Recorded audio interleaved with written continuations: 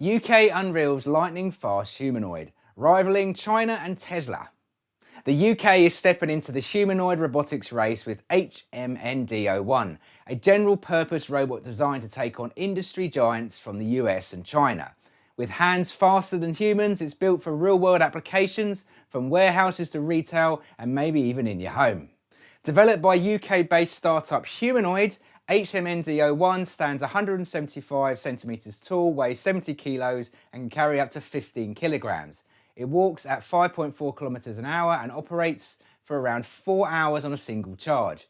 But what really sets it apart from is its modular design, allowing businesses to customise it with different components to suit their needs. Until now, the human robot market has been dominated by companies like Boston Dynamics, Tesla and Unitree. Humanoid aims to change that with a focus on affordability and adaptability, making robots more accessible for mass commercialisation. Beyond logistics and retail, HMND-01 is part of a bigger vision, one where humans and robots work together seamlessly. With global labour shortages and aged population, the demand for intelligent automation is growing fast. Humanoid believes its robots can help bridge the gap, not by replacing jobs, but by assisting where human labour is scarce.